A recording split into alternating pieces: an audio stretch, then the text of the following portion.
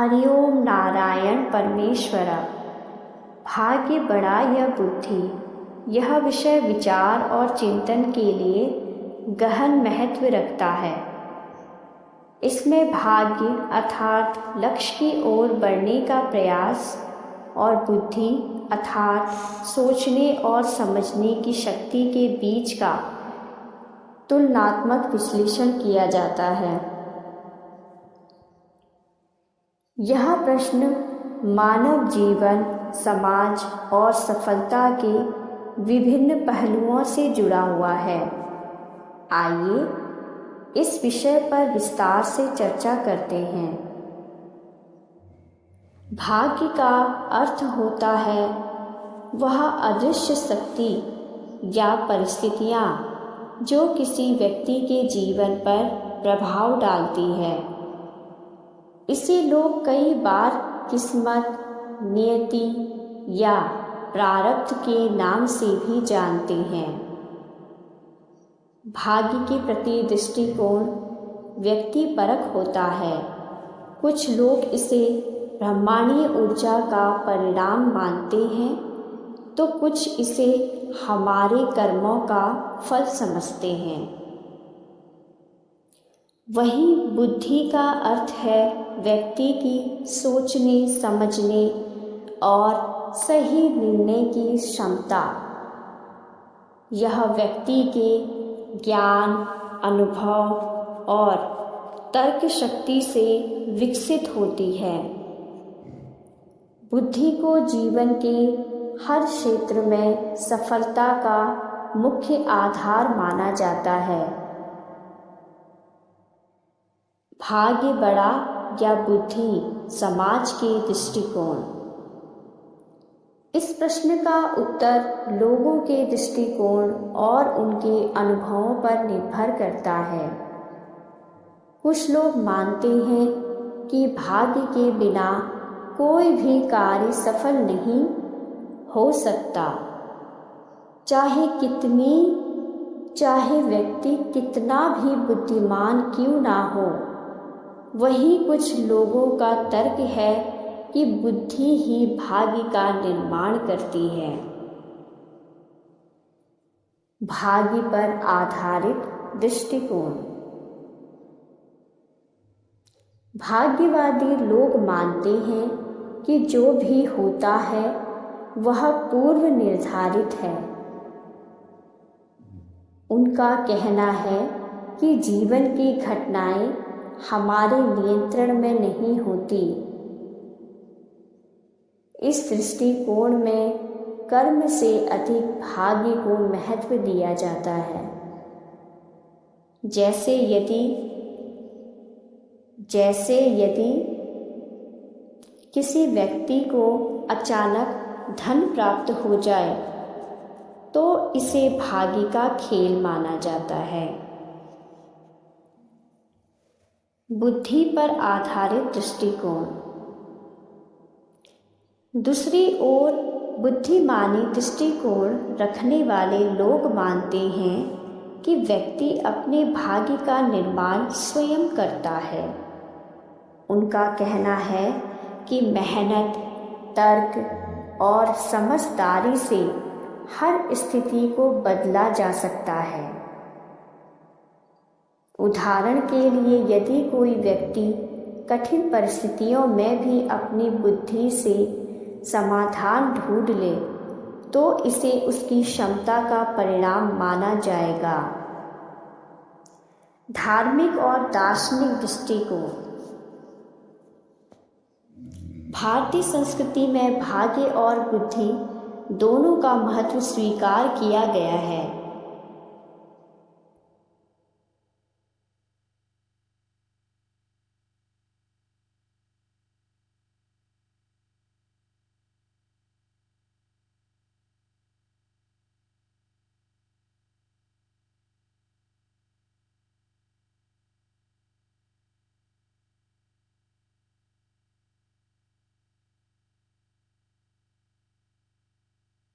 धार्मिक और दार्शनिक दृष्टिकोण। भारतीय संस्कृति में भाग्य और बुद्धि दोनों का महत्व स्वीकार किया गया है। वेद, उपनिषद, भगवद गीता और अन्य ग्रंथों में इस विषय पर गहन विचार किया गया है। पहला, वेद और उपनिषद। वेदों में यह कहा गया है कि मानव का भाग्य उसके पूर्व जन्म के कर्मों का परिणाम है, लेकिन कर्म की महत्ता भी उतनी ही है। कर्मेणाधिकारस्ते मा फलेषु कदाचन। इसका अर्थ है कि हमें अपने कर्म पर ध्यान देना चाहिए, ना कि उसके परिणाम पर। दूसरा, भगवद गीता का दृष्टिकोण। गीता में भगवान कृष्ण ने अर्जुन को सिखाया कि व्यक्ति को अपने कर्तव्य का पालन करना चाहिए और परिणाम के बारे में चिंता नहीं करनी चाहिए। उन्होंने कहा कि यदि बुद्धि का सही उपयोग किया जाए तो भाग्य भी अनुकूल हो सकता है। तीसरा, जैन और बौद्ध दर्शन। जैन और बौद्ध परंपराओं में भी कर्म और बुद्धि को प्राथमिकता दी गई है। महावीर स्वामी और गौतम बुद्ध ने कहा कि व्यक्ति अपने जीवन को अपने कर्मों और निर्णयों से आकार देता है। विज्ञान और तर्क का दृष्टिकोण। विज्ञान के दृष्टिकोण से भाग्य जैसी कोई शक्ति नहीं होती। विज्ञान मानता है कि सब कुछ कारण और प्रभाव के सिद्धांत पर आधारित है। उदाहरण के लिए, यदि कोई छात्र परीक्षा में अच्छे अंक प्राप्त करता है तो यह उसकी मेहनत और बुद्धिमानी का परिणाम होगा। वहीं यदि कोई दुर्घटना होती है तो यह भौतिक कारणों का परिणाम होगा। तर्क का दृष्टिकोण भी यही कहता है कि व्यक्ति की बुद्धि उसे परिस्थितियों से लड़ने और अपने जीवन को बेहतर बनाने में मदद करती है। भाग्य और बुद्धि का संबंध। भाग्य और बुद्धि एक दूसरे से अलग नहीं हैं। कई बार ऐसा होता है कि व्यक्ति की बुद्धि उसके भाग्य को प्रभावित करती है और भाग्य उसे ऐसे अवसर प्रदान करता है जहां वह अपनी बुद्धि का उपयोग कर सके। पहला, भाग्य और अवसर। भाग्य को अवसर के रूप में देखा जा सकता है। उदाहरण के लिए, यदि किसी व्यक्ति को अचानक एक अच्छा काम मिल जाए तो इसे भाग्य माना जा सकता है, लेकिन उस काम में सफलता पाना उसकी बुद्धि और मेहनत पर निर्भर करेगा। दूसरा, बुद्धि और निर्णय।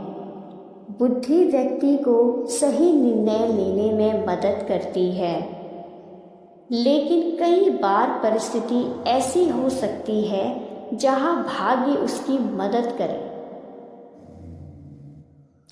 ऐतिहासिक और समकालीन उदाहरण।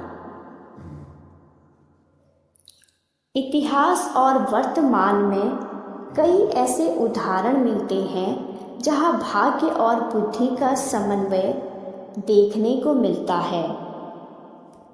पहला, महात्मा गांधी। गांधी जी का जीवन इस बात का उदाहरण है कि बुद्धि और कर्म से कैसे भाग्य को बदला जा सकता है। उन्होंने अपनी सोच और नीतियों से भारत को स्वतंत्रता दिलाई। उन्होंने अपनी सोच और नीतियों से भारत को स्वतंत्रता दिलाई।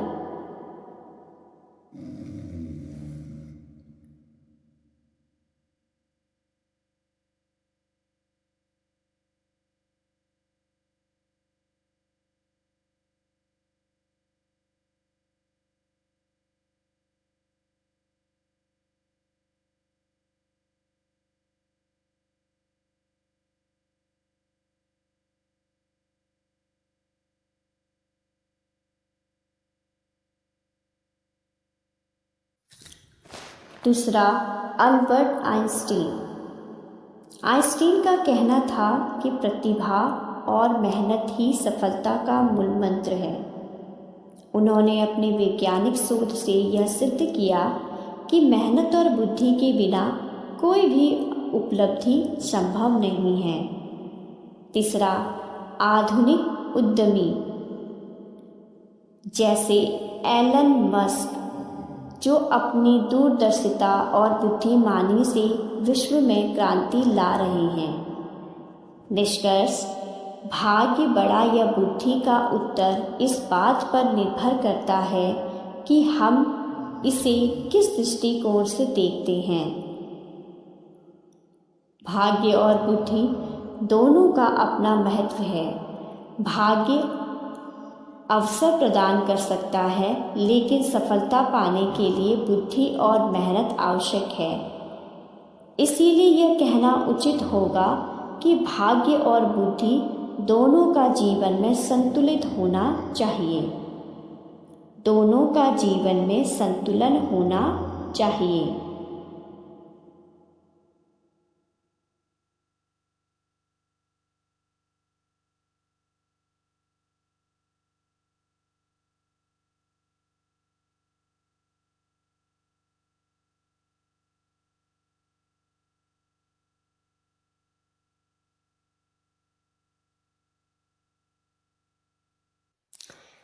हमारे जीवन में अनेक ऐसे प्रश्न उठते हैं जो हमारी विचारधारा को कई दिशा देने का कार्य करते हैं।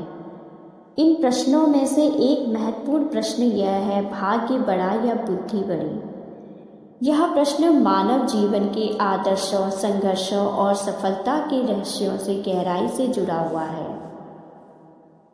इस पर विभिन्न दृष्टिकोणों के विचार करना न केवल ज्ञानवर्धक है, बल्कि हमारे जीवन को एक नई दिशा देने में सहायक हो सकता है। इस लेख में हम भाग्य और बुद्धि के बीच के संबंध, उनके महत्व और उनकी सीमाओं का गहराई से विश्लेषण करेंगे। भाग्य का महत्व। भाग्य का अर्थ है जीवन में वह शक्ति या घटनाएं जो हमारे नियंत्रण से परे होती हैं। यह शब्द प्राय ईश्वर की कृपा, संयोग और पूर्व जन्म के कर्मों का फल माना जाता है। भारतीय संस्कृति में भाग्य को एक अदृश्य शक्ति माना गया है, जो व्यक्ति के जीवन में सुख और दुख का निर्धारण करती है। भाग्य की विशेषताएं। पहला, अदृश्य शक्ति।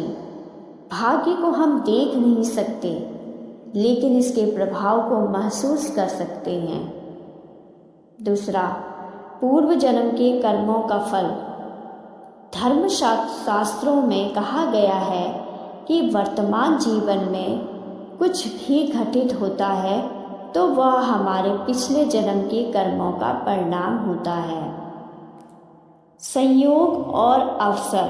तीसरा, संयोग और अवसर। भाग्य को कई बार संयोग और अवसर से जोड़ा जाता है। भाग्य को कई बार संयोग और अवसर से जोड़ा जाता है।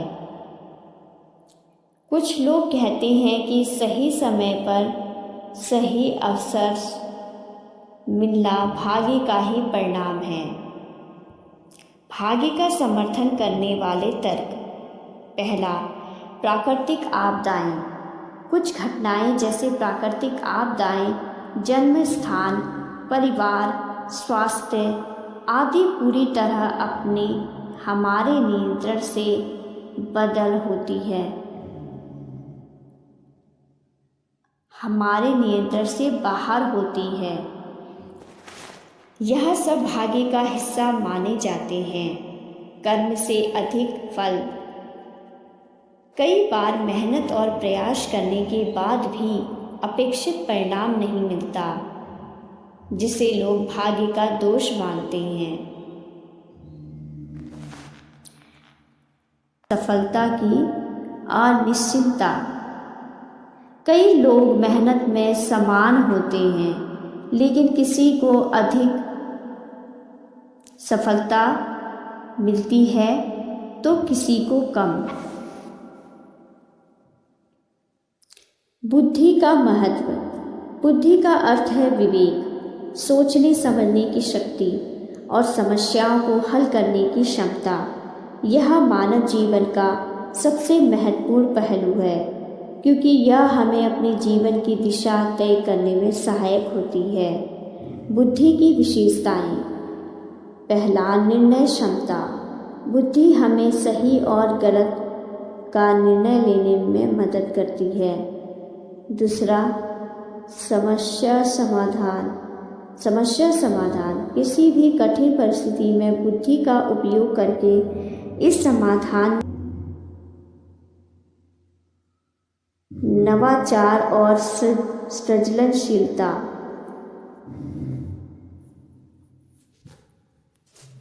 नवाचार और सृजनशीलता। विज्ञान, कला और साहित्य जैसे क्षेत्रों में बुद्धि की भूमिका महत्वपूर्ण होती है। बुद्धि का समर्थन करने वाले तर्क।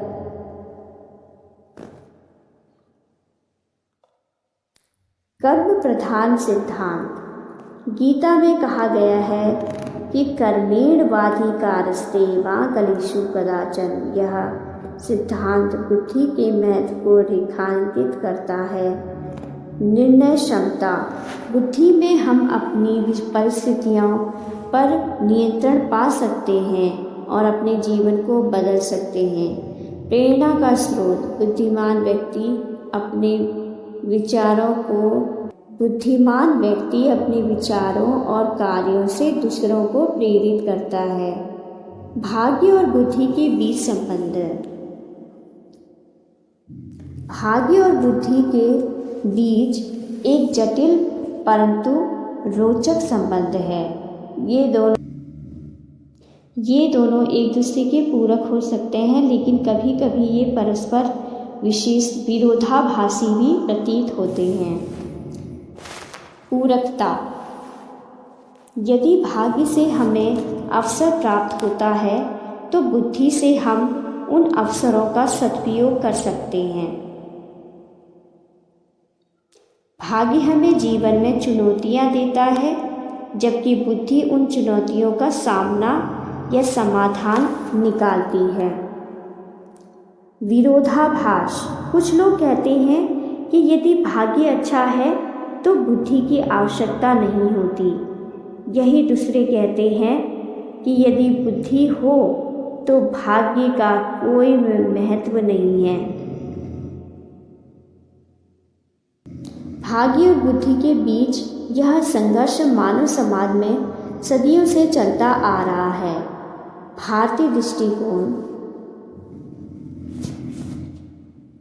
भारतीय दृष्टिकोण से भाग्य और बुद्धि दोनों को समान महत्व दिया है। वेदों, उपनिषदों और गीता में भाग्य और बुद्धि के संदर्भ में अनेक शिक्षाएं दी गई हैं। गीता का संदेश। गीता में भगवान कृष्ण अर्जुन को बताते हैं, कर्म करते रहो और फल की चिंता मत करो। यह बुद्धि के महत्व को रेखांकित करता है। वेदों की दृष्टि। वेदों में यह कहा गया है कि ईश्वर ने हमें बुद्धि दी है ताकि हम अपने भाग्य को स्वयं बना सकें। कर्म कांड और भाग्यवाद। भारतीय समाज में कर्म कांड का विशेष महत्व है, लेकिन साथ ही भाग्यवाद की धारणा भी गहराई से जुड़ी हुई है। आधुनिक दृष्टिकोण। आज के समय में लोग अधिकतर कर्म और बुद्धि पर विश्वास करते हैं। विज्ञान और प्रौद्योगिकी के युग में भाग्य की धारणा कम होती जा रही है। लोग मानते हैं कि मेहनत, योजना और समर्थन से सफलता प्राप्त की जा सकती है। निष्कर्ष: भाग्य बड़ा है या बुद्धि बड़ी, यह प्रश्न सरल नहीं। यह दोनों व्यक्ति के दृष्टिकोण, परिस्थितियों पर निर्भर करता है।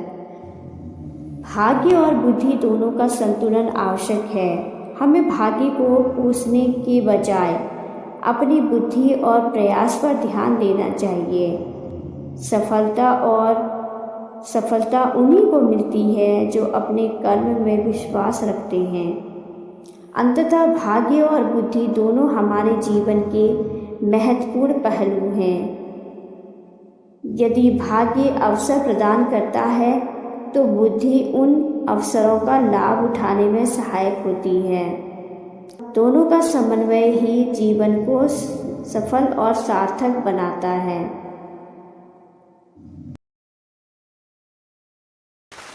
भाग्य और बुद्धि कौन सबसे आगे है?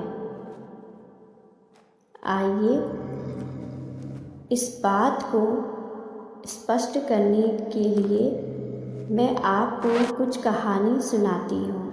एक बार की बात है, एक छोटे से गांव में दो दोस्त रहते थे, अर्जुन और मोहन।